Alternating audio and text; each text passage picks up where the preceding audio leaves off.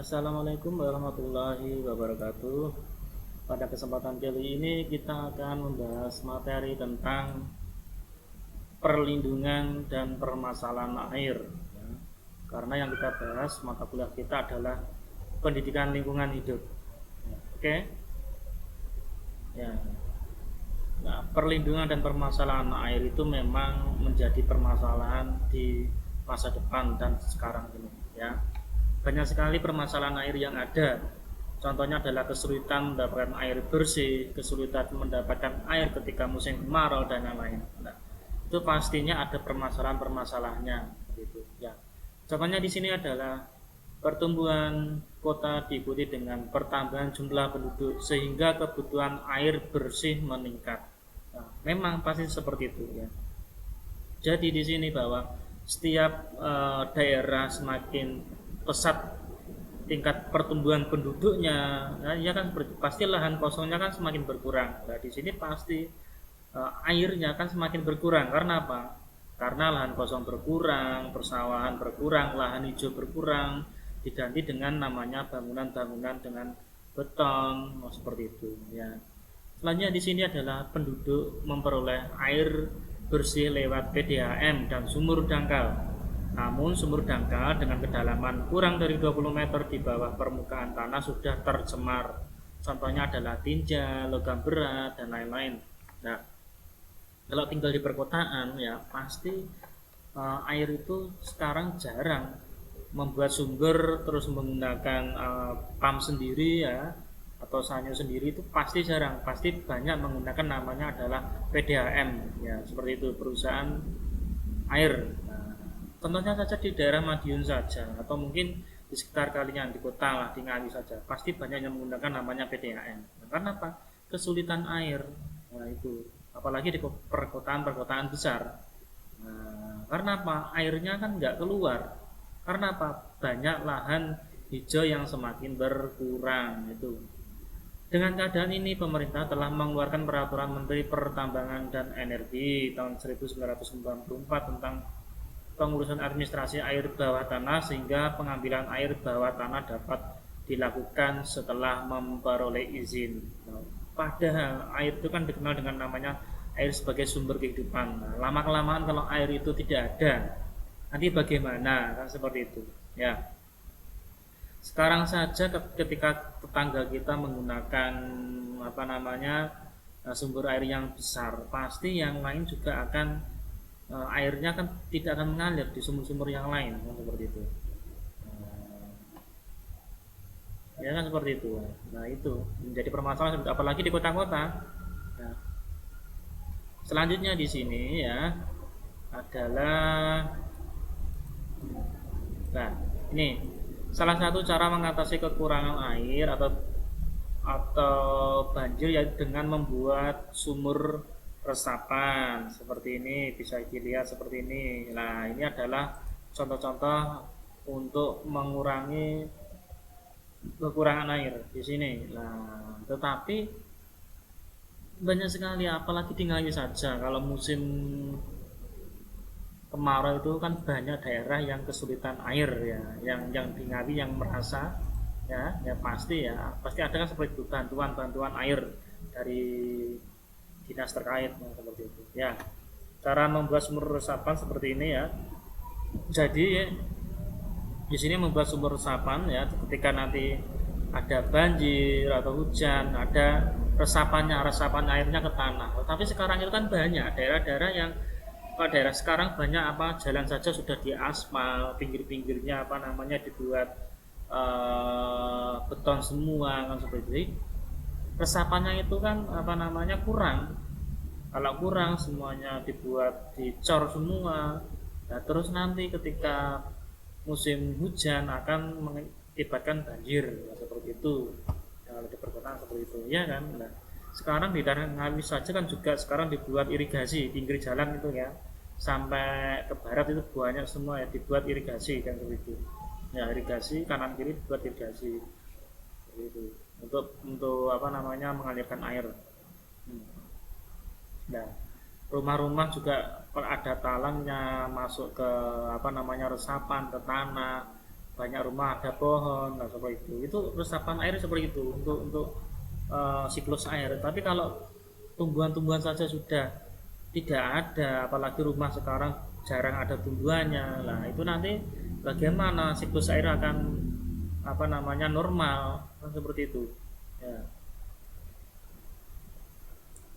Selanjutnya di sini adalah sumber polusi air. Nah, jenis polutannya di sini ya banyak sekali agen penyebab penyakit. Contohnya adalah limbah, buangan rumah tangga, buangan hewan. Nah, tetangganya contohnya ada yang menternak atau ada ternak kambing, sapi. Nah, airnya dibuang sembarangan, termasuk limbahnya. Nah, itu akan mencemari namanya sumber airnya kan itu.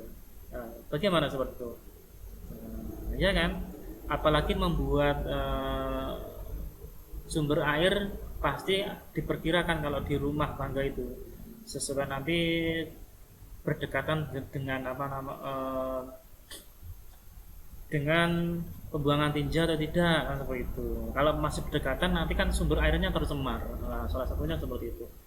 Selanjutnya di sini adalah limbah yang memerlukan O2 atau oksigen. Di sini kotoran hewan dan manusia, limbah industri, aliran buangan perkotaan. Nah, itu ya.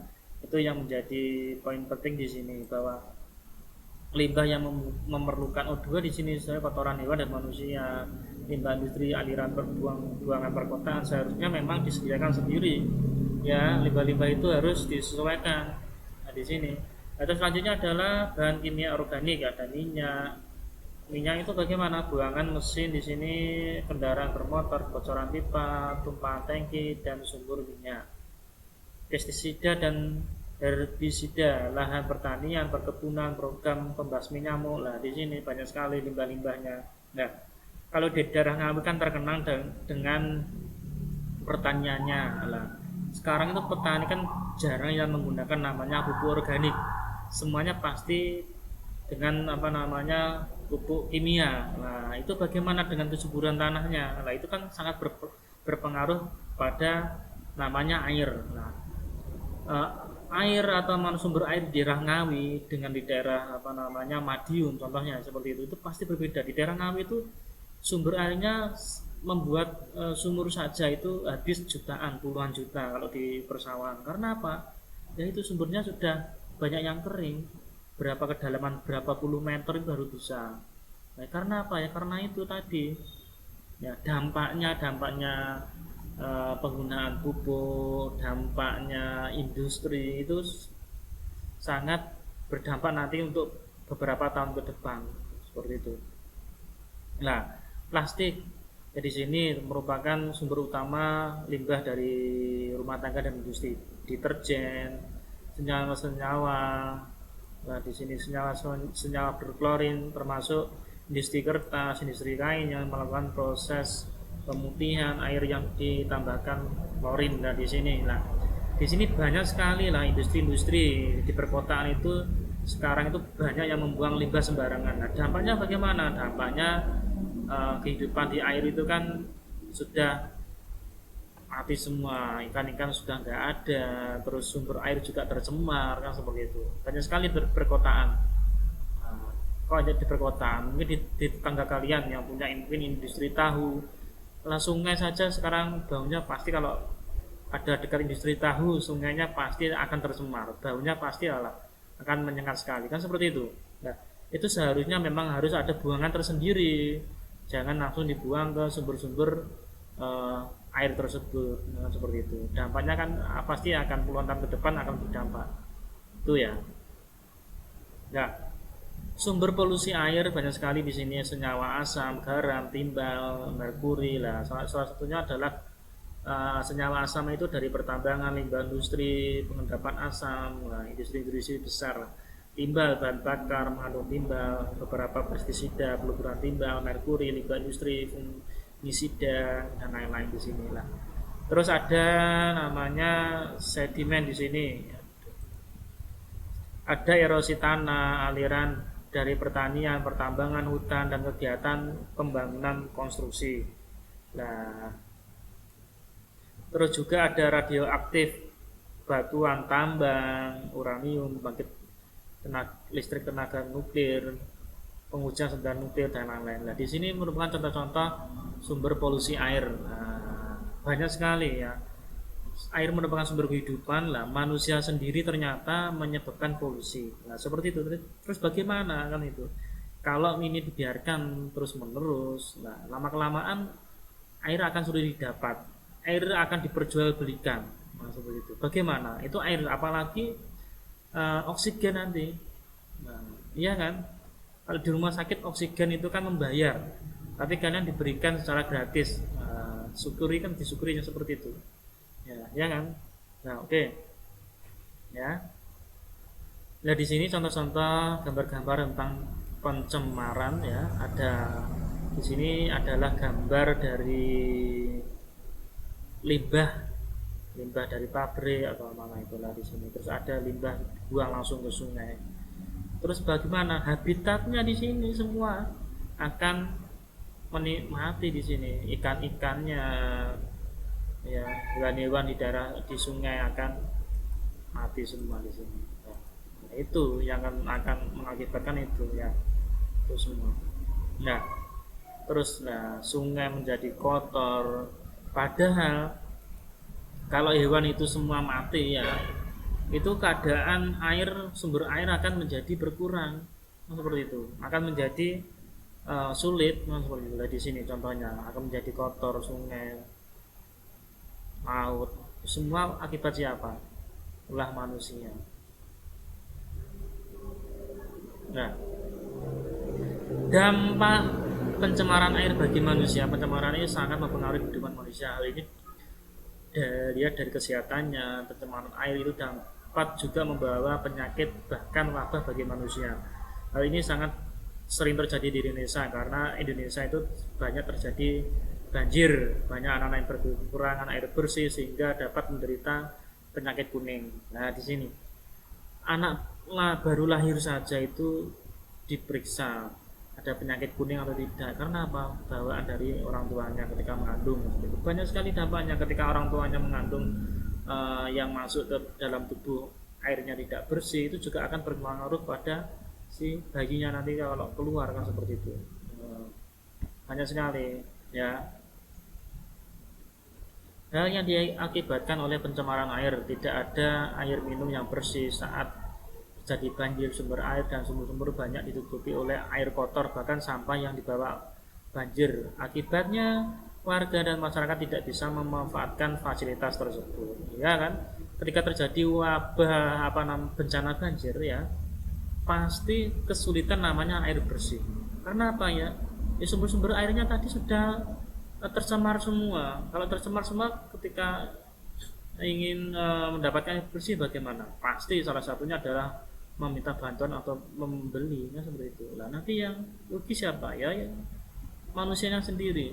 Ya, ketika terjadi bencana banjir mengakibatkan kesulitan air bersih tadi dan lain-lain. Terus penyakit-penyakit yang menjadi wabah untuk manusia dan lain-lain banyak sekali seperti itu. Ya. Selanjutnya adalah kurangnya fasilitas MCK, sumur yang seharusnya airnya digunakan untuk mandi, mencuci dan lain-lain, akhirnya menjadi air banjir yang digunakan sehingga banyak terjadi penyakit kulit. Ya, penyakit kulit gatal-gatal dan lain-lain. Ya, itu kan fasilitas dulu kalau berenang di sungai ya, mungkin waktu kecil saya dulu seperti itu bersih lah. Nah, sekarang di sungai itu ya kotor lah. Nah, pernah kan kalian yang pernah nggak mandi di sungai? Nah itu ya, kalau sekarang anak sekarang lah jarang, nggak ada itu ya, karena apa ya, itu tadi airnya kotor. Karena yang sekarang ya berbeda lah, perbedaan zaman. Selanjutnya adalah banyak penyakit mewabah saat terjadinya banjir. Yang dilanda masyarakat, yang dilanda banjir banyak yang tidak bisa keluar dikarenakan ketinggian air tersebut sehingga mereka kekurangan bahan makanan. Nah itu dampaknya pasti akan seperti itu. Ketika kemarau kekurangan air bersih, banjir juga kekurangan air bersih. Nah Pembersihan saluran air, saluran harus sering dibersihkan. Jika ada sampah di dalamnya, saluran air ini akan sangat berpotensi pada kehidupan manusia. Biasanya warga perkotaan membuang sampahnya di kali sehingga terjadi namanya pencemaran. Kiat-kiat untuk melindungi air agar tidak tercemar antara lain. Tindakan preventifnya adalah yaitu tidak membuang limbah ke badan air secara langsung. Tindakan kuratifnya adalah yaitu dengan cara pengolahan limbah, bertujuan untuk memperkecil kadar pencemaran yang ada agar tidak membahayakan lingkungan hidup. Nah itu yang memang, jadi limbah itu seharusnya memang tidak dibuang ke sungai. Jadi bagaimana ya, harus di limbah-limbah dibedakan, ada limbah organik, anorganik, yang cepat diurai dan yang tidak, seperti itu. Jangan hanya limbah anorganik langsung dibuang ke sungai, akan menjadi limbah sampah seperti itu. Nah di sini, oke ya, di sini ya. Untuk perkuliahan hari ini ya sudah menjelaskan tadi tentang permasalahan air ya. Di Ngawi itu sendiri saja pernah saya rasakan bahwa saya kan di daerah Walikukun situ lah. Itu kan setiap musim kemarau pasti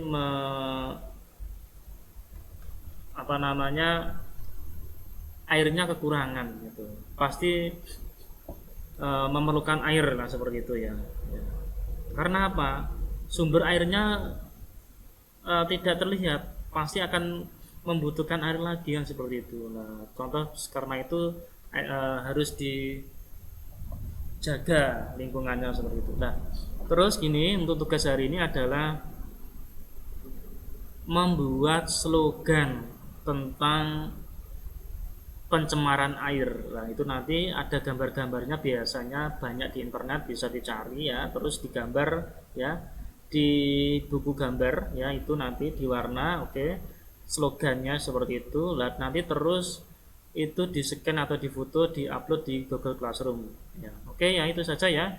Apabila ada yang kurang jelas nanti bisa ditanyakan di Google Classroom atau grup WA. Terima kasih dari saya, sekian. Wassalamualaikum warahmatullahi wabarakatuh.